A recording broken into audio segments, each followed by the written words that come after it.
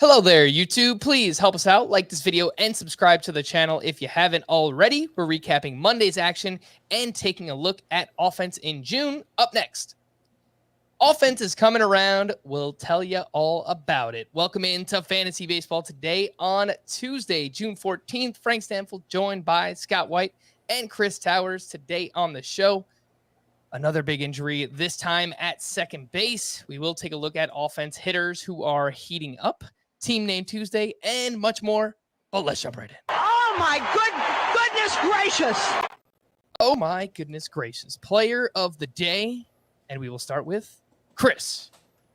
Well, first an OMGG tip of the cap to Sandy Alcantara, who had another awesome start, and whatever the opposite of a tip of the cap to the Marlins offense for blowing another amazing Sandy Alcantara start. But my oh my goodness gracious player of the day is actually Yu Darvish, who had 8 one-run innings, 7 strikeouts. Yeah, against the Cubs, not the toughest lineup in the world, although you know they're feisty.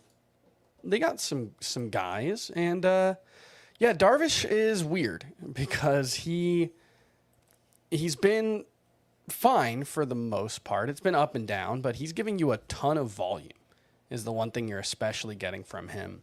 Every start dating back to the start of May, with the exception of one, he's gone at least 6 2/3 innings. The one start where he didn't, he went 5 2/3 innings. Now he's had one start with 5 earned runs allowed, one start with 5 earned runs allowed, so 2 starts with 5 earned runs allowed. But for the most part this season, he's been quite good. I know there have been some concerns, but it's really 3 bad starts, 2 genuinely awful starts, or 1 genuinely awful start where he allowed 9 earned runs, and then 2 where he allowed 5 in 5+ innings. I don't know. He's not the Yu Darvish of old, although given the ups and downs of Yu Darvish's career, I don't know what the Yu Darvish of old actually means, because it feels like there's like a different Yu Darvish every half season of his career. But yeah, I feel pretty good about him right now. Yeah, I think this season is a microcosm of Yu Darvish's career. Trying to figure this guy out on a year-to-year basis and now on a start-to-start basis, I'll admit it's been pretty confusing for me to try and do that. He allowed 9 earned runs in a start earlier this season and a few other blowups. If you just eliminate that start, he has a 2.34 ERA in his other 11 starts, but the strikeouts are down. The swinging strike rate is down. Way down. This start wasn't the case. He had 17 swinging strikes over 8 innings. Well, I don't know what adds to the weirdness is that the swinging strike rate, it's lower than usual for him, but it's still pretty good. It's still a pretty good swinging strike rate. Mm-hmm. What's weird is 7.3 Ks per 9. He's never been less than 10 K per 9 in his career. And in the year of our Lord 2022, I don't have much faith in anybody whose K per 9 is only 7.3. You know, so does Darvish get extra credit just because he's Darvish, because he has that decent swinging strike rate? Yes. I don't know. I mean, I feel somebody offered me in one of the podcast leagues, Joe Ryan and change for Yu Darvish. And at the time, I think I actually had Joe Ryan ahead of Yu Darvish in my rest of season rankings, but I still couldn't bring myself to do it. Because, like, I guess it's more likely that the strikeouts pick up than that. I guess I think it's more likely that given his track record, that the strikeouts, it's more likely the strikeouts pick up for Darvish than that the rest of the numbers, go to where his strikeout rate says they should be. A 4, mm-hmm. A high ERA. I guess that's how I feel about it. But yeah, it's been really hard to figure out. Yeah, it reminds me a little of Walker Buehler, in that the biggest culprit is just that the fastball has been a much less effective pitch for Yu Darvish. Yu Darvish is one of those guys who really relies on his 4-seam fastball to get a ton of whiffs. Whiff rate over the last 3 seasons, entering this one, 28.4, 42.3. That was in that ridiculous 2020 season. And then 34.5% last season.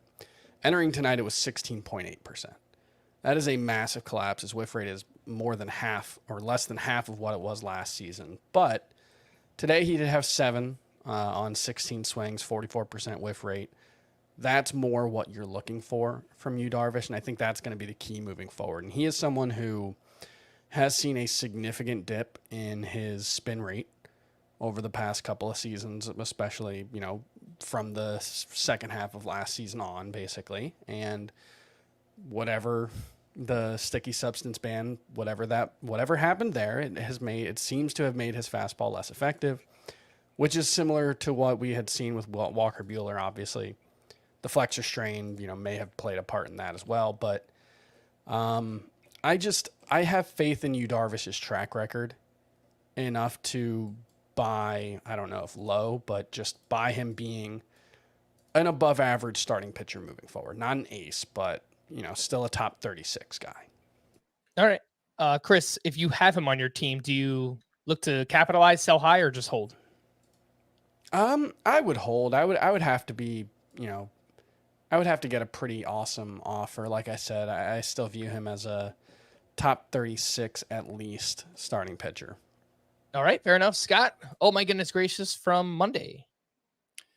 Well, I'm going to go with the guy who made his 2022 debut, Lance Lynn.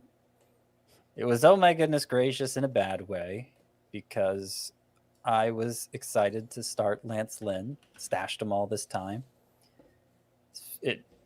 We found out yesterday it was going to be a 2-start week, the first start against the worst offense in baseball, the Tigers. First pitch he throws, home run. Very first pitch. He ends up giving up. So he ends up giving up a total of 7 hits in the first 2 innings, 10 hits overall over 4 1/3. Not a pretty stat line. Not a pretty stat line, especially those first 2 innings. He got knocked around a bit. The velocity on his fastball was down 1.4 miles per hour from last year, which also isn't something we want to see. Whiff rate was okay. I don't know. I chalk it up, I think, mostly to rust, to him, getting back in the swing of things when everybody else is in mid-season form. He did have a multi-start rehab assignment, but I think it stands to reason he's not going to be maybe his best out of the gate. Worth reminding everybody, he's coming back from a torn meniscus, so not an arm issue. He is old. He's 35. So, there's a chance that he's just regressing, irrespective of this injury. But I think, 1 4 1/3 inning start is not, that's not the assumption I'm going to make. So, disappointing, but sit tight with Lance Lynn, because I suspect things are going to get better. He gave up some loud contact, but it actually wasn't that bad in that regard. 86.7 mile per hour. Average exit velocity on the batted balls he allowed.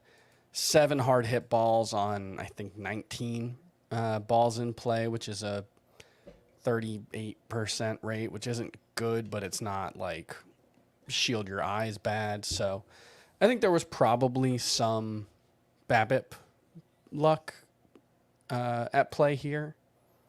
So I'm willing to give guys a mulligan in the first start back from the IL generally. Yeah, I think that is all fair. I mean, worth pointing out, his first 3 rehab starts were not great either. He had a 9 ERA, something you guys mentioned last week. But overall, I think I'm still inclined to buy if someone in your league is overreacting to this first start. Though I'll point out, older, it wouldn't surprise me if he just has some steep decline, out of nowhere, Lance Lynn. But I mean, it's possible. It's just a little too coincidental, I think, to assume that. And it's one start. Somebody shared the stat on Twitter. It surprised me. He's only had 1 year in his career with an ERA over 4, which is what's surprising about that is we think he had this kind of late career breakout with the Rangers.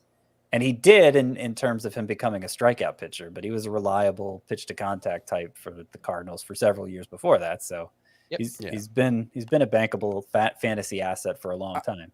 I could see him being a player who doesn't age particularly well because he's not a huge swing and miss guy. He doesn't have this overwhelming arsenal of swing and miss pitches. He kind of just throws variants of a fastball over and over. But like Johnny Cueto is a guy who had a fairly limited velocity band in which he threw, and his decline was fairly steep. But I don't know if that's necessarily. That's just kind of me guessing on how a player like him would age. I don't know if that's actually the way the aging curves work on that type of player. So just throwing that out there. All right. Would you guys rather have Lance Lynn or you Darvish rest of the season? I would rather have Darvish. Scott? I think I'd rather have Lynn. Ooh, it's close. I'll be the tiebreaker. I've got Lance Lynn 5 spots ahead.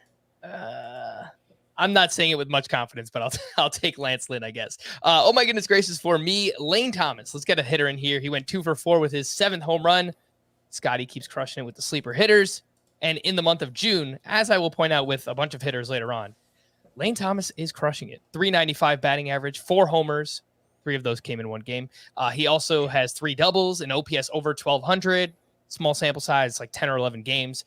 He's only 23% rostered. What is he doing differently so far this month? He's striking out less. He's hitting the ball hard. 52% hard contact rate for the month so far. And I have a feeling it's only going to go up after this game on Monday. Widely available, 23% rostered. Some people picked him up for this week, but not enough, which means we need to find some players to drop for Lane Thomas. And I mean, they still got like. Do we though? Cole Calhoun was a fun player, and I'd be fine dropping Cole Calhoun for him. Sure. Yeah. Well, Scott, I mean, do you not want to add Lane Thomas? Is that what you're? Well, look, he was one of my sleeper hitters for this week, as you mentioned. I think he's fine as a hot hand play. What's he good at? Like, what does he excel at? He's not going to be a big power hitter. He's fast enough to be a big base stealer. He has 1 stolen base this year. That's what you're hoping for, I think, is that he's like a 15-15 guy. It's not an overwhelming. What reason do you believe that, like, he's hot now? Yes. And that's fine. But he's not going to hit well over 300 for the rest of the season. He's probably going to hit well under 300 for the rest of the season. So what are we picking him up for? I'm not saying you can't do it for Cole Calhoun. I mean, that's for any really fringy, low upside guy like that, I think it's fine. But, for the majority of the audience playing in their 12-team or 10-team 3 outfielder leagues, he's not relevant in those formats. He's like Right. a top 75 outfielder, maybe. I think that he can be. Yeah, he's probably not going to be someone that excels anywhere, but I mean, a jack of all trades, master of none. It's still he's hitting at the top of the lineup for what it's worth. It's not a good lineup, but he's going to get opportunities. Like, he could volume his way to a 15-15, 85-run season. I think he has a little bit more pop than that. I mean, it's nothing crazy, but can he get to 20 homers with 8 to 10 steals and a solid batting average and OBP leading off for the Nationals? Yeah, I think that's doable, and that's part of why I liked him coming into the season. But it was you're asking him to hit 11 home runs and steal 9 bases for the rest of the way, and I think it's possible. He's not far off that pace power wise. He's got 7 homers here in mid-June. So yeah, the speed is where he's been really disappointing. Sorry, I thought he's just only got got 4 home 1 runs steal. overall. Okay, fair enough.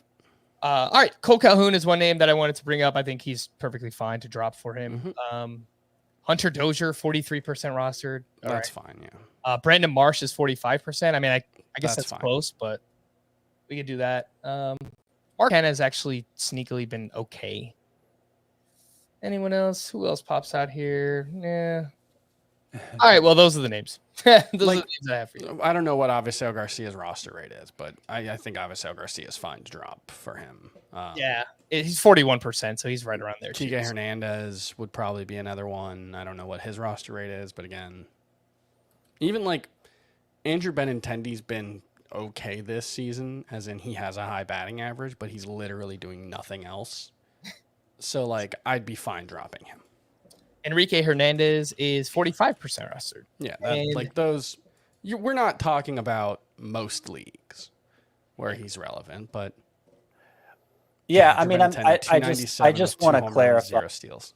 because a lot of times when we talk about hitters emerging on the waiver wire, like Luis Garcia in recent days, or even like Bryson Stott, we don't know what the upside is. So I think it's reasonable to take a flyer on them in any format, basically. I think Lane Thomas is I think there are some pretty clear limits to his upside. All right. Well, let's once again talk about Luis Garcia and Bryson Stott because you might need a second base replacement. Ozzie Albies suffered a fractured foot after fouling a ball off of it. And I've seen some Twitter doctors say that this could be at least 8 weeks for Ozzie Albies. I haven't seen an official timeline anywhere, but that's some early speculation on what it could look like for Ozzie Albies. Some names I thought of quickly, just if you're looking to trade for a second baseman in your league. Jonathan India just activated on Monday. Of course, whoever has him has been waiting quite a while, so I don't know if they want to give up Jonathan India. I like what I've seen from Brendan Rodgers and Gleyber Torres. I think those are some fine options. Mm-hmm.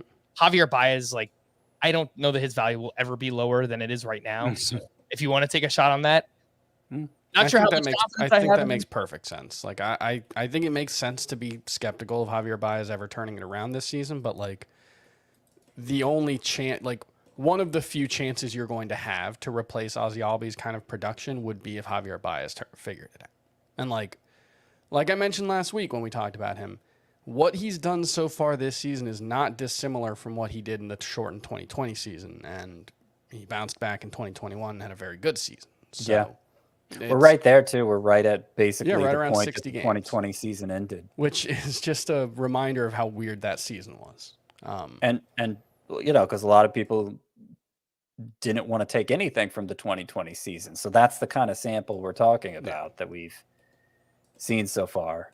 I agree. Javier Baez, if you can get him for dirt cheap, that's even if whether you lost Albies or not, I think that's not a bad idea.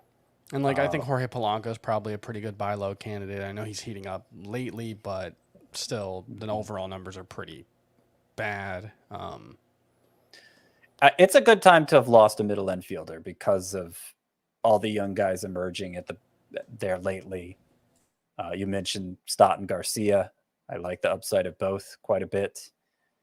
Doesn't mean they're gonna get the job done, but while they're popping, you take the shot on them and see where it goes. Christopher Morel, I would also put in that category for the Cubs. He could give you some speed, really, possibly even more speed than Albies was going to give you. To be honest, if you're in a roto league, and this might be a deeper one, John Birdie's stealing a lot of bases right now. He's playing every day for the Marlins. So if you specifically need speed, consider him. I think that's a good one. He's 16% rostered, and I think I saw that he has 8 steals already. He might even have more than that. He's 12. up to 11. 12. Jeez. 12 after today. Yeah, he got another one today, yeah. Wow. And actually, 11 of the 12 have come since May 27th. Yeah, he's been running wild lately. You know who I like as well? I might be alone in this one. But Nico Horner. I like what Nico Horner has done this season. The counting stats aren't great because he missed some time with injury, but 3 homers, 6 steals. He's hitting the ball well enough. His expected batting average is 95th percentile. He's not striking out at all. I think Nico Horner is sneaky useful moving forward. I've got him in some of my 15-team leagues. Yeah, 27% rostered is Nico Horner. Also Ezekiel Duran. We didn't mention him because he's playing third base, but he retains second base eligibility from last year. Mm-hmm. Yeah, he went 2 for 4 with a double on Monday and stole his first first career stolen base for him. 24% rostered. Santiago Espinal, another name out there, could be available in some shallower leagues. He's 63% rostered. I guess who is just your favorite of all the names we mentioned? Scott, second base. Other than Baez, because that's someone if you're looking to add. Yeah, Morel, but he's the least available. So of the others who are all widely available, I think actually Stott, but it's really close between him Garcia and Duran. All right. And Chris, it's Garcia for you, right? Luis Garcia. Yeah, probably. Although I'm struggling with Santiago Espinal. He's not nearly as widely available as those guys, but he is, fairly widely available, and the underlying numbers are quite solid. So, worth a look at least. And that Blue Jays lineup is heating up. So Yes. I would take Espinal in a points league. I'll take Duran in a roto league, but I'll admit there's a lot of interesting. So we names. all have a different favorite. Well done. Go with whoever you like most here on the podcast. Email of the day. This one's from Brian in Atlanta. Okay, I know ranking players is hard and outfield is a blob from 20 through 50, but Adolis Garcia is now the number 33 player in roto and the number 9 outfielder. I just want to know if y'all think he is due for major regression or if this is somewhat real. Would Scott really rather have Alex Verdugo, Connor Joe, and Mike Yastrzemski more than Adolis Garcia? And since this email was sent, all Garcia has done is moved up. He is the 7th ranked outfielder in roto leagues, 25th overall player, where he had entering Monday, 243 batting average, 12 homers, 9 steals, 33 runs, 40 RBI. Those counting stats are massive for his value right now. The batting average is probably not going to be great, but the counting stats are amazing. Not as good in points leagues, though. I'd surprise you. 3.1 fantasy points per game is better than Giancarlo Stanton, Julio Rodriguez, and Cedric Mullins. All right, enough of me talking. Scott, we'll start with you. What do you think about Adolis Garcia? How much of this is sustainable for him?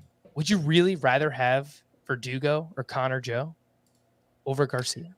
Well, let me try to open my rankings here, because in points leagues, yes, and points leagues is the default view when you go to the rankings page. So maybe he's just looking at my points leagues rankings. I don't know.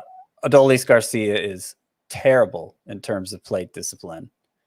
And, I think there are a couple of factors that are driving his high place in terms of actual performance so far, how high he ranks. One of them is just how bad outfield's been in general. And I think over the course of the season with offense improving, a lot of that's happening in the outfield. I don't see much room for improvement for Garcia specifically, but I think a lot of the names around him will improve, and that'll push him down some just by virtue of that. Secondly, I think the counting stats are too high to believe. Pretty much across the board, but especially runs scored. He's on pace for like 100 runs scored in a so-so lineup with a 290 on base percentage. Like, that's not going to happen. That's not going to happen. So I think there is some regression. I don't think it's going to be steep regression, but some regression in those counting stats, specifically runs, and I think even RBI, because that's like 120 RBI pace. Scott, back up a little bit while you're talking, because I think the mic is not catching you clearly, and you're kind of cutting out a little bit. Okay. So there you go. Yeah. So it's a very low floor with how bad his plate discipline is, and fortunately it hasn't. Like he's gotten the best. We've gotten his best case scenario so far, and maybe that will continue to an extent. I don't think it can possibly continue to this extent, but maybe it will continue to extent, or maybe it'll go like last season where he fell off a cliff in the second half. I think that's a definite possibility for Garcia again. Chris, something we talked about recently when we were talking about our rankings process is you don't get credit for things that have already happened. You have to kind of project forward and try and figure out what a player is going to do. Now, Martin Perez is obviously the famous example of, trying to figure out what he will do moving forward. And I have more confidence in Adolis Garcia as a hitter than I do Martin Perez as a pitcher. But there is no denying that last year, while the overall numbers for Adolis Garcia were very good, he was wildly inconsistent. He had a 981 OPS in May. He was sub 800 every other month, and he had 2 other months where he was sub 700. So while he's hot now, I think we need to see more to know that he can have sustained success and consistent success. So that's kind of part of my worry with ranking Adolis Garcia moving forward. Well, I think another way to put that would be you want to see another cold streak from Garcia.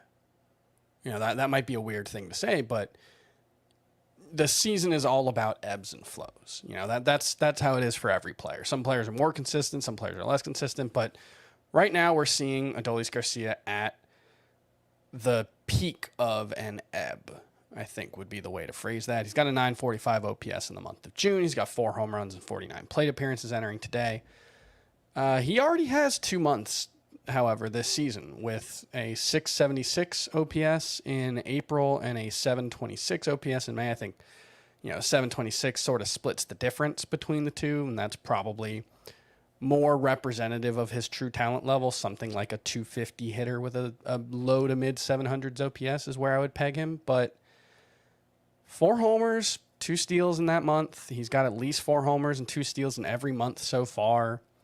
That's where I think it comes down to just what his skill set is, which is he hits home runs and steals bases. The extent to which he will do either of those, I don't know if he's going to be a 30 homer guy again. But like, is there that much difference between him and Randy Arozarena in terms of their skill sets? It's a good question. Well, I think Garcia may actually have more power, but you're talking to maybe the biggest group of Arozarena haters. But we all still have Randy Arozarena as top 30 outfielder, right? In Roto? Yeah, I mean, obviously he's more proven than Garcia. I would say is probably the biggest difference. But I think maybe in terms of Arozarena's most likely scenario and Garcia's best case scenario are probably pretty similar. Garcia maybe with more power, Arozarena with maybe more batting average. Yeah, I've moved Garcia up to 32 at outfielder. That's as much a representation of how bad I think outfielder is right now and just how bad I feel about that range of outfielders. And Arozarena's 28 for me, so they're pretty close. I think Arozarena's better, but they're similar skill sets. Perhaps Adolis Garcia is a more volatile version of that skill set, but I think it's a valuable one nonetheless. Mm-hmm. I think there's a legit argument to rank Adolis Garcia as a top 30, top 35 outfielder in Roto rest of season. Yeah, points, it's hard. Yeah, a little bit lower. Yeah. I mean, the play discipline is just so bad in points leagues, as Scott mentioned. So, I mean, I pulled up my Roto rankings finally, and I do have him behind those 3 outfielders in Roto too, Yastrzemski, Joe, and who was the other? Verdugo. Yeah, no. So I mean, I do need to move Garcia up some, but I maintain that in points leagues, I would rather have each of those 3 who happen to be points league specialists, and Garcia is going to be an anti-points league specialist. Mm-hmm. All right, well, thank you, Brian. I think you convinced some of us to move Adolis Garcia up the rankings, and rightfully so, as long as he's playing this well. Before we hit the break, I want to remind everyone to sign up for our newsletter if you haven't already. CBSSports.com/newsletters is the website to visit, and then you click on the little Fantasy Baseball Today logo there. You punch in your email, and then that's it. You sign up. It's free. Nothing to worry about there. And Dan Schneier, our buddy, he does a great job, sends it out every morning. It's a lot of notes that we put together on the rundown here. So I would encourage everyone to sign up if you haven't already. And if you're getting ready for the football season, you can sign up for the FFT newsletter as well, which Chris does. So support our guy, Chris, and support Dan Schneier as well. Let's take a break. And when we return, we will talk about the news and notes here on Fantasy Baseball Today. I found this flaw. There's a loophole that the lottery didn't see, and I won $15,000. Here we go back. The more we bet, the better the odds. We're betting $500,000. Go big or go home. Are you guys drug dealers? We're professional lottery players. That isn't a thing. It is now. Jerry and Marge Go Large. Rated PG-13. The news and notes. Juan Soto was pulled in the 9th inning as a precaution after bumping his knee on the bench. Well, I do this all the time. So I feel like I have a big bruise on my knee from doing that on the coffee table the other day. So I feel you, Juan. All right. Well, if Chris Towers could live through it, I think Soto should be fine. I played today, so played softball today, so I'm fine. All right. I mean, slowly the Nationals are kind of crumbling, which we'll get to as we go down this list. Liam Hendriks played catch pregame Monday as he works through arm stiffness. It sounds like he was not available on Monday either. I think I saw that Kendall Graveman was pitching the 9th inning of that game where they had a 4-run lead. Yes, he closed it out. So no Liam Hendriks.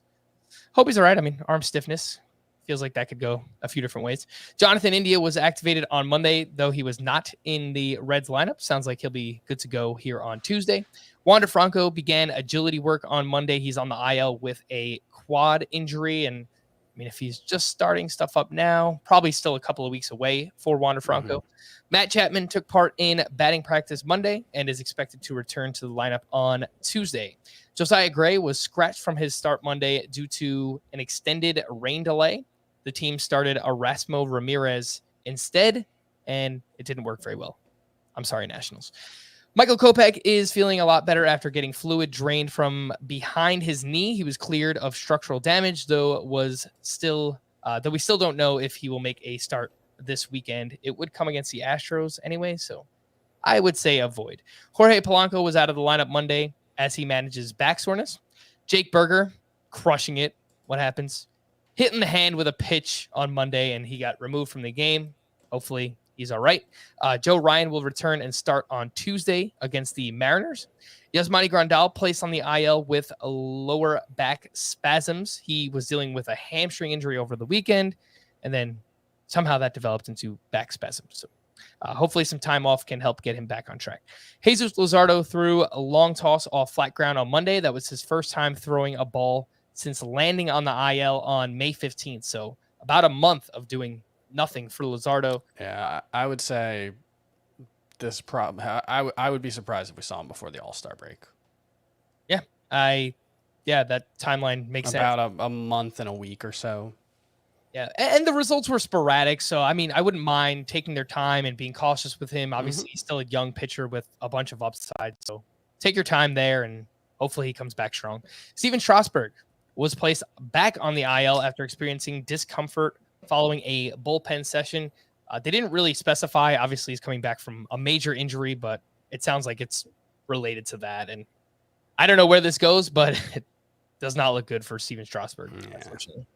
Josh Donaldson's suspension appeal was denied, and he will serve the 1-game ban on Tuesday against the Rays. Ozzie Garcia's MRI on his left hand did not reveal any structural damage. He was scratched Sunday due to mild inflammation. Jacob Junis is expected to be sidelined 4 to 6 weeks due to a grade 2 left hamstring strain. And Leody Taveras was recalled by the Rangers, and he was batting at .294 with 7 homers, 7 steals in 49 AAA games this year. Scott, do you have any interest in Leody Taveras in deeper category leagues, those 5 outfielder leagues? Oh, we've seen him steal bases in bunches in the majors before and really not do anything else. Let's see. I mean, the way he was hitting in the minors is better than he's hit in the minors before. So maybe he figured something out. Leody Taveras in his season debut went 1 for 3 with a walk and a run scored, batting 9th for the Rangers. I mean, look, he's played 136 games at AAA in his career. He's still only 23. He has 24 homers and 20 steals. Like, I don't think he's going to do that, but I don't know if he can keep the strikeouts somewhat manageable. If he can keep them in the 25 to 27% range, there could be something there. Hey, there were some really smart people excited about him a couple of years ago. So we'll see. The name there is Leody Taveras. Some prospect news. Orioles prospect Kyle Stowers made his debut on Monday. He was batting 8th in the lineup, and he replaced Anthony Santerre, who was placed on the restricted list on Monday because they went to Toronto unvaccinated. It sounds like it could be a short stay for Kyle Stowers. Pirates outfield prospect Cannon Smith-Njigba was promoted, but not in the lineup on Monday. He was batting .277 with 1 homer and 8 steals in 52 games at AAA this season. Not sure if there's anything there outside of speed, but just a name to monitor for now. This one was kind of big, and we'll see in the next coming days. But according to Alex Stumpf of DK Pittsburgh Sports, O'Neal Cruz is 2 or 3 days away from being unable to accrue the necessary service time to reach Super 2 status. So what that means is service time manipulation. Basically, this is all speculation, by the way. But in 8 June games, O'Neal Cruz is playing much better. 333 batting average, 2 homers, 1 steal. He's been awesome for a while. He was bad to start the season, but he's got 1,037 OPS over the last 28 days. He basically since the start of May. He's made a lot of errors, which people will bring up, but I don't know. He should be up. This is dumb. It's not. Well, I mean, his overall batting average at AAA is 236. I'm a little irked at the. I feel like it's just a knee-jerk reaction. Oh, this is obviously service time manipulation. He only hit 176 in April. Yeah, he's been still really good since then. He's been as good as he should have been all along for a month. Right. That's fine. I don't think it's 100% clear that he's mastered AAA. So that's A. B. I don't think Alex Stumpf of DK Pittsburgh Sports could possibly know when the Super 2 cutoff's going to be. We don't know that for years after the fact. That he can nail it down to the precise day, I find laughable, frankly. I think it's like 2 or 3 days from when the assumption is, which, it's not the same thing. Just call O'Neal Cruz up. Just do it. All right. Well, if he comes up in the next couple of days, I think it might have something to do with the Super 2, but if we don't know that date for a while, then whatever. He's 57% rostered, so he could be out there in some category leagues. John Heyman reports that the Mets could promote catcher prospect Francisco Alvarez to the majors this season at some point. Alvarez is batting .275 with 13 home runs at AA. Would be quite the jump, but we've seen a few other prospects get that call this season, so we shall see. And there's been really no shortage of young, exciting catcher prospects getting called up. So that would just add another one. Let's take a look at league offense in June. Wanted, to get a couple of weeks in here and then take a look at what's going on. But overall, in the month of June, 249 batting average, 21.7% K rate, 731 OPS, 12.7% home run to fly ball ratio. The batting average, the OPS, the home run to fly ball ratio are all the highest they've been of any month thus far. And in fact, the 731 OPS is higher than the league OPS was last season. So I think this is a good sign that offense is coming around. The home run to fly ball ratio is still below last year, and it's way below 2019. And I think that's the expectation. Like we're not going to come anywhere close to 2019 was the high water mark for sure. And worth reiterating, like every June is higher than the May and April that preceded it. But I do think the extent of the improvement is more significant this year than usual. Yeah, and I think this might kind of sum it up. I wrote about this on Thursday last week. In games played in 50 degree or below weather so far this season, the league-wide OPS was 654. In games played between 51 and 70 degrees, it was 686. In games played 71 degrees and above, it was 724. And that's a fairly wide range of temperatures for 71 and above as well. And I'm starting to think that assuming we keep the current ball, assuming we keep the current ball and the humidors, and I think we would, then what we might just have to deal with is just more extreme variation in offensive environment between colder and warmer environments or humid environments or relative humid, like whatever. I think the simple way to think about it would probably be cold versus warm. And, that's going to mean that offense could be really bad in April moving forward. And the side note I wanted to throw in there was one of the minor leagues was experimenting with, I don't know if you guys saw this, but one of the minor leagues was experimenting with a different ball that had like a tacky surface like they use in Japan. And I think they backed off that experiment like 2 weeks in. So not a great sign for that experiment, but I think this might just be life now.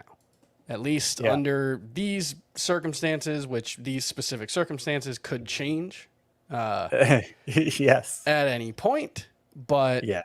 yeah, I think we might just see these kind of extreme fluctuations between offense in April versus offense in June and July and August. And presumably offense league-wide is going to be even greater in July and August based on what we've seen.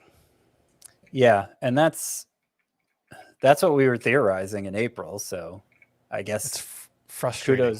Kudos to us. But yeah, no, if they don't make any tweaks with the humidor, and I feel like they should, because like this can't be good for the product to have a different game in April versus June. But yeah, we're just gonna have to condition ourselves that April's gonna suck and not to overreact But to the it. problem is it's going to impact every player differently, and it's going to make like it just, I don't know, like just like let's put the elephant in the room out there. Betting is a big part of professional sports bottom line right now. And having a consistent, predictable, but not predictable in like the game to game outcomes, but just predictable in like the environment. That's really the important. physics of the game, yes. Yeah, like that matters because that's going. And so assuming the status quo that we've seen this season reigns moving forward, we should expect more extreme variations from offensive environments in April, May, June, etc. I agree that they will probably try to find some way to fix this, whether that's further tweaks to the ball or tweaking the humidor so that it's about relative humidity rather than absolute humidity. I think they're all stored in the same temperature and humidity range, regardless of the atmospheric conditions around them. So I don't know. I'm not smart enough to know all of this for sure, but it's annoying. It's annoying. Yes, it definitely is. And especially when, look, a lot of people early in the season are freaking out about their team's offense or lack thereof and trying to figure out what to do with hitters. I mean, it happened to us. It happened to people listening, and I get it. Maybe if this is the environment moving forward, we just draft a bunch of hitters early on and we roll out like Brad Keller and Madison Bumgarner in April because those guys were awesome. And it just seems like streaming pitching will be a lot easier in early April than other months moving forward. But we've got like all off season to figure that out. What does it mean moving forward for this season? Well, in theory, your established struggling hitters could see some positive regression. And I think it also means that you're going to need more offense overall to compete in your category leagues, your roto leagues. And I also think it means that we're going to see some pitchers regress as well. So maybe some fly ball pitchers or just pitchers that pitch to contact in general. Yeah. I think we could see some of those pitchers regress even more moving forward throughout the season. All I know is my teams are doing a lot better. I drafted for how it's going now, not how it went in April. My issue with this is my issue with when we were talking about like what to expect in 2020 with like the short season, and there are going to be groups or types of players who are more or less impacted by one offensive environment versus the other. And it might be possible to identify certain skill sets that will be more or less impacted, but it's going to be really, really hard because we're talking about, it's not just one aspect of the game that's changing. It's several aspects that overlap with each other. And I think trying to say this player and that player, like this player is going to be affected, but this player, like that's really difficult. And I think it's probably not, like, I think the juice isn't worth the squeeze on that. At least from my perspective. It's not something that I'm necessarily going to change my view of moving forward. Like, I'm still generally going to view players the way I do. And until I have a good empirically driven reason, until someone smart with a really good model tells me X player is likely to struggle and Y player is likely to not struggle, I'm mostly just going to stay steady. And I'm mostly going to keep the same, like, obviously you have to put every player into the context that we're playing in, but I don't know if that makes sense. No, look. We don't. I'm theorizing on which players could be affected, like pitchers who pitch to contact. Yeah, like that makes I really sense. don't know. I mean, it's just that just makes sense because you would think if worse things are going to happen when there's balls in play, pitchers who give up more balls in play are going to be more affected by it because there are more opportunities for that to affect them. Like that. I think that makes sense.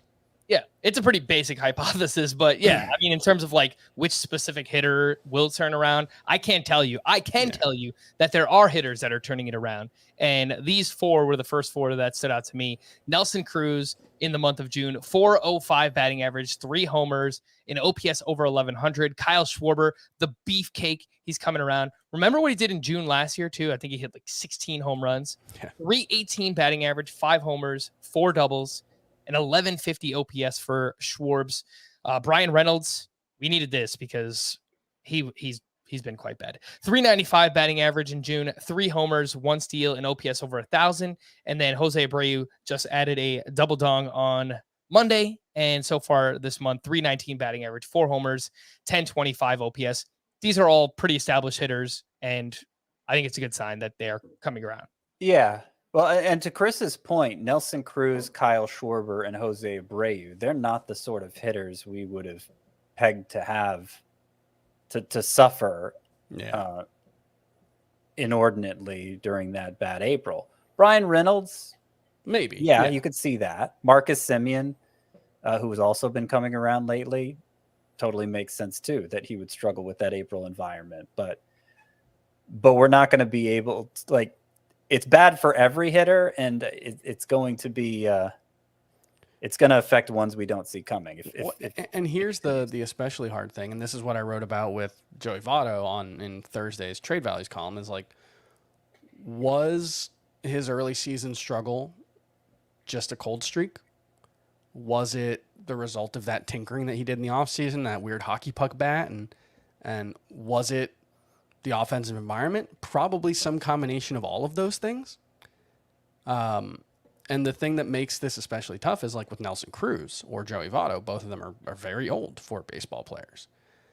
If they were going to fall off a cliff, it would have looked like what it did in April and May for both of them. They looked finished. Like they weren't doing anything well. And so that's exacerbated by the negative offensive environment they found themselves in. But it's also, sometimes guys just struggle.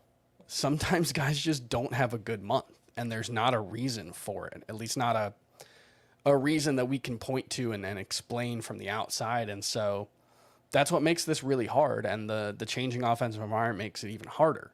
And I think in the case of Abreu, Schwarber, Cruz, Reynolds, like those are 4 guys who, I don't want to speak for you two, but I pretty much never lost faith in them. Like I never made a point to move any of them down in my rankings. Not Schwarber and not Abreu for sure. I wasn't actively looking to sell Cruz and Reynolds, but Cruz obviously had the age thing, and Reynolds, the fact that he doesn't impact the ball as hard on average as the rest of that group. So I was a little more concerned about the 2 of them. But generally speaking, yeah, I'd say I was a buy on all of them. And Reynolds is another guy.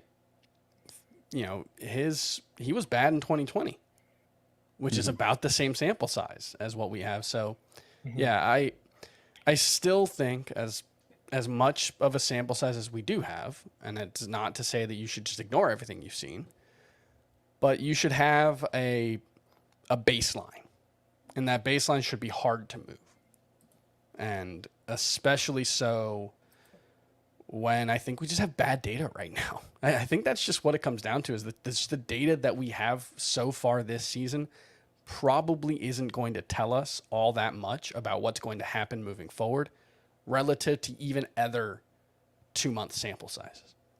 Yeah, no, that's fair enough. And outside of those 4 hitters, I found a quartet of teammates. The Toronto Blue Jays, looking at OPS leaderboards for June, there was just a bunch of these guys that stood out. So Lourdes Gurriel, he had a 3-hit game on Monday. He's batting .425, only 1 homer, but 3 doubles. OPS over 1,000 for the month. Teoscar Hernandez, 3 for 5. Power hasn't showed up yet, but he's hitting 370, OPS over 1,000 as well. He's hitting the ball very hard once again. Bo Bichette's been great since the start of May, but he's been even better in June. 2 more hits on Monday, 320 batting average, 3 home runs. He's striking out less. He's walking more. The fly balls are back up. 944 OPS for him. And then Vladimir Guerrero Jr. We're getting emails and tweets. What's going wrong with Vladimir Guerrero? He looks pretty good. 3 for 5. He hit his 15th home run of the season. He's hitting 288. He's got 6 home runs in June. OPS over 1,000. Crushing the ball. 96 mile per hour average exit velocity. Still too many ground balls. His average launch angle is 2.1. So just imagine if he puts the ball in the air a little bit more while hitting it as well. I mean, all of a sudden, he's not far off from last year's home run pace. He's on like a 45 homer pace, basically. Yeah. What is his home run to fly ball ratio right now? 26.5. It was 26.4% before today. So it's higher than last year now. Yeah, and that's what he's going to need to do if he's going to hit this many ground balls. He's going to have to maintain a very high home run to fly ball ratio, and he's going to. Yeah, considering how much he impacts the ball. I also thought this was a crazy stat, which I saw on Twitter. Both Vlad Jr. and his father, Hall of Famer Vladimir Guerrero, had a 364 on-base percentage and 87 home runs exactly through their first 403 career games. That's pretty wild and wacky stuff. It's pretty crazy. Almost as crazy as what Prince Fielder and his pops finishing with the same number of home runs, career home runs. Did they? Yeah. Wow. Prince Fielder and Cecil Fielder. Each had a 50 homer year. 51 for Cecil, but it's crazy stuff. But the point of this entire segment was to remind you that, yes, offense is coming around. Better days are coming for your struggling hitters, hopefully. And these names are all part of that group that has already started coming around. A few waiver wire pitchers that stood out from Monday. Deeper leagues, I don't think that these are like must-add pitchers. I'm not running out to my waiver wire, but Justin Steele now has 2 7-inning quality starts in a row. He went 7 innings, 1 run, 3 strikeouts up against the Padres. And a new nickname, I'm going to work on this, for Mitch Keller, the Godfather. Because just when you think you're out, he pulls you back in. Mitch Keller has now allowed 2 earned runs or fewer in 3 straight starts on the back of that pitch mix change where he's using a sinker as one of his primary pitches, something he's really never done in the past. But yeah, he's looked much better over these last 3 starts. Chris, what do you think? You are the Mitch Keller guy. Don't put that evil on me. You're even wearing your Pirates yellow shirt, everything. This is a drive-by trucker shirt. Yeah, I do like the Pirates, historically. I view it like I view Martin Perez. I can buy that there is a better version of Mitch Keller here, throwing more sinkers. I don't buy that this version of Mitch Keller is going to be fantasy relevant. That's fair. I don't think there's enough swing and miss in his game. I don't think he has good enough command. I think he can be like, I could see Mitch Keller being an average major league pitcher with this approach, but I don't think he's going to be particularly useful for fantasy. He's got to keep those walks down. I mean, that's been one of the main issues for him. Scott, I mean, Justin Steele kind of does some interesting things, almost a strikeout per inning, 51% ground ball rate. But if we're talking about walks, I guess throw Justin Steele in that conversation because he just walks way too many. What do you think about these two, Steele and the Godfather, Mitch Keller? Well, and Steele, I mean, yeah, I know his overall strikeout rate is fine, but last 2 starts, really good. Combined 4 strikeouts in 14 innings. So it's hard to get excited about that. And as for Keller, I would say if you're a Pirates pitcher right now, you got to be a big strikeout pitcher probably to matter if you're on the Pirates, because you know you're not. Brian Hayes leads Major League Baseball in outs above average, or whatever the baseball savant stat is. So show some respect. Even so, it's a bad team. And Keller's not going to get any help from his supporting cast there, and I don't think he's good enough on his own to be more than a streamable type. I agree with Chris. All right. Well, what about these 2 pitchers as potential drops? Ian Anderson, he always reminds us why it's so hard to trust him. He gives up 2 runs over 4 innings pitched, but 6 more hits, 4 more walks. The whip is just unbearable for Ian Anderson, and he's still 94% rostered. His ERA is up to 4.66. And then Merrill Kelly. It's like, I think the experiment is over for Merrill Kelly. Just wanted your guys' confirmation. Scott, what do you think about dropping Ian Anderson and/or Merrill Kelly? Merrill Kelly's a streamable. We've been there for a while now with him. I don't have any problem with people picking him up for the 2-start week, but that's all you're doing it for. And then you let him go after this week.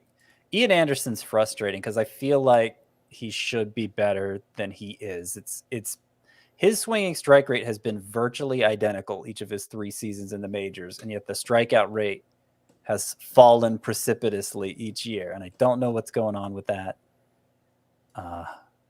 Obviously walking fewer guys would help. Hopefully, sometime in the next year or two, he takes a Kyle Wright type leap, because I think, he's been better up to this point than Wright was to begin his career. But yeah, it's for this year, I think he's over rostered and is probably, I like him more than like Kelly and Keller, but he's closer to that range of starting pitchers than probably other guys who are 94% rostered. Yeah, no, I think that's fair. Some other pitching leftovers, aces being aces. Aaron Nola, another strong start, 7 innings, 2 runs, 6 strikeouts to 0 walks. Sandy Alcantara makes it 7 straight starts of 7+ innings pitched. Just bonkers. 7 2/3 innings for him, 2 runs, 5 strikeouts to 3 walks. I thought they left him in there too long. I know he's a workhorse, but 98 pitches going into the 8th inning. He walked the first 2 batters.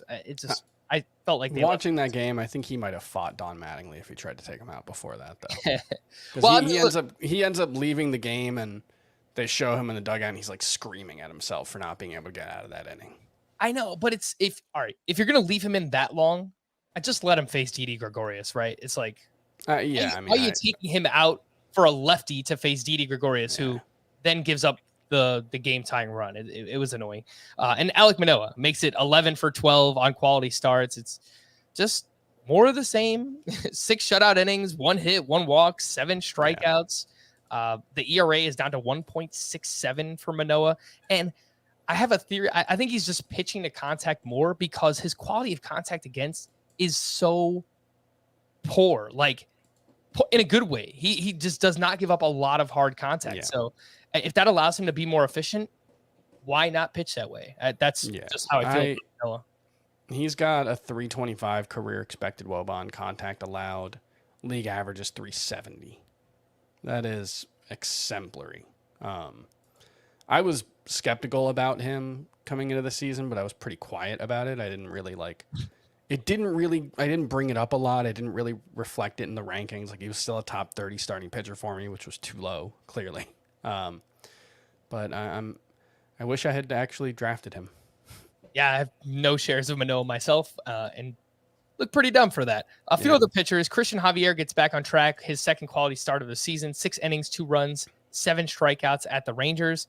And then Alex Wood, back-to-back quality starts after posting 0 in his first 10 starts.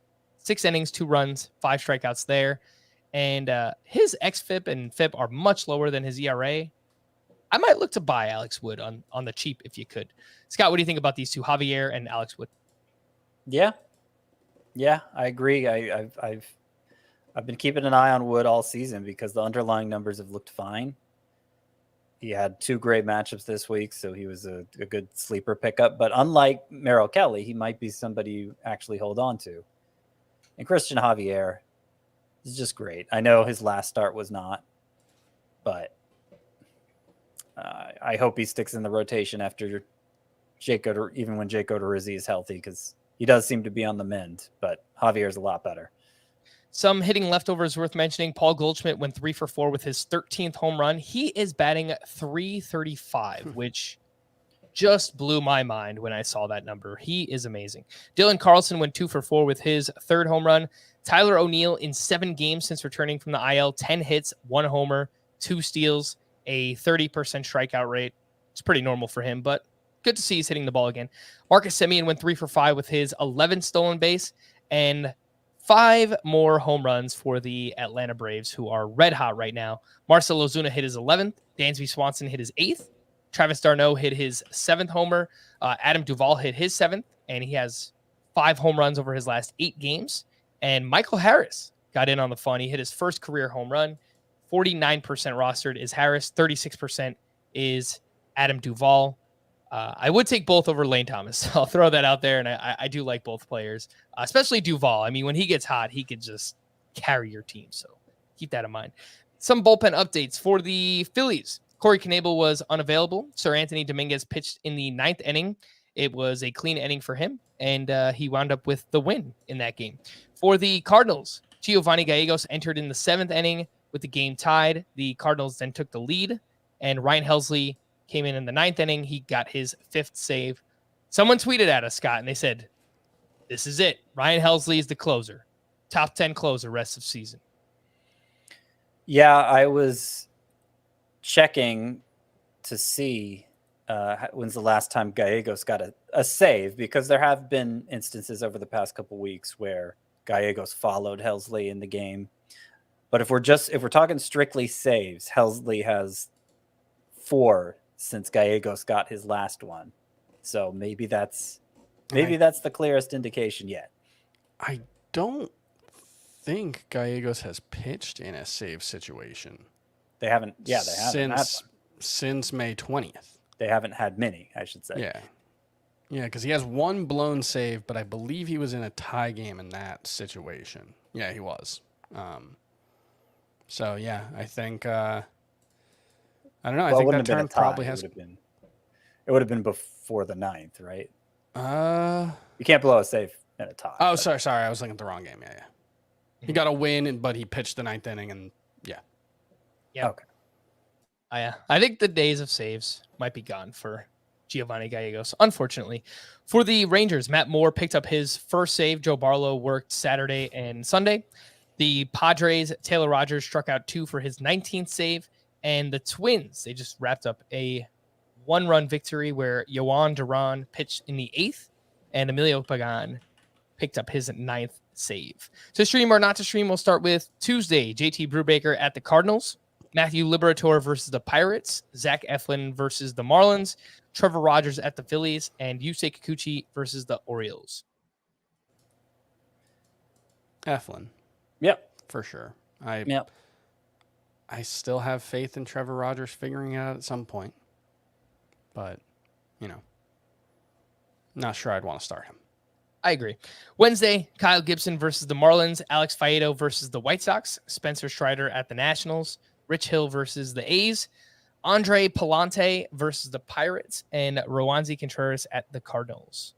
Definitely Strider. Yeah, I think he's the clear standout here. That's like basically a must free spot start on the board. Yeah. Mm-hmm. Gibson against the Marlins is okay. Faedo against the White Sox is okay. But Strider is the priority here for sure. Mm-hmm. Strider is still 67% rostered on CBS. So that's dumb. Could be available in your leagues. Only does have relief pitcher eligibility for now, but yeah, we must be. Yeah, two more starts. He'll get starting pitcher eligibility. Among pitchers with 30 innings, he has the highest K per 9. And I believe the 4th highest swinging strike rate, but the highest K per 9. It's pretty awesome. Pretty awesome stuff. All right, Team Name Tuesday. We'll wrap up with some of these. Don't have too many here. From Michael, Team Name Tuesday for South Park fans. You're a towel. You're a towel. From Saves Tuesday on Twitter, for my wrestling fans out there. Young Lux Super Kirk Party. Sure. Yeah. I'll tell you guys later. From Jim, Soto shot first. So the problem with this one, I like the idea, but it's typically phrased as Han shot first. That's my nerdy critique. Yeah, so why not Juan shot first? Juan shot first. Yeah, that works. It works for me. Juan Soto, Han Solo. So if you got Juan Soto and Bo Bichette in the same room together, somebody's leaving in that what's Carbonite? that called? Carbonite, yeah. I got to step up the Star Wars game because I am way behind right now. This one's from Brad. Should I do this? Yeah, sure. Should I do it, Chris? I thought about it. I don't know. I'll let you decide. Say move on to Mark. All right, let's go on to Mark. These are big, beefy baseball boy additions. Voit for Pedro. Yep. Guerrero, row your boat. I like it.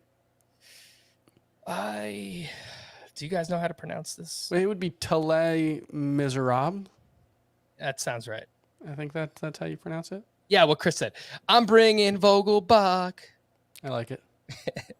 And I don't know how this song goes. You don't know this song? Come on. Jake Burger in Paradise. Burger in Paradise. No, that's an Eddie Money song. I think this is a different song. No, the one I sang, it's Cheeseburger in Paradise is a Jimmy Buffett song. All right. And You're right about that. You're right about that. But I was singing it to the tune of 2 Tickets in Paradise by Eddie Money, so I think maybe I threw you off. But. Well, it's somewhat similar, like the same number of syllables, I guess. I kind of like that more. His name's Burger, so it's obviously the Jimmy Buffett song. No, I understand. Yeah, I just don't know how that song goes. So I'm gonna sing Jake Burger in Paradise.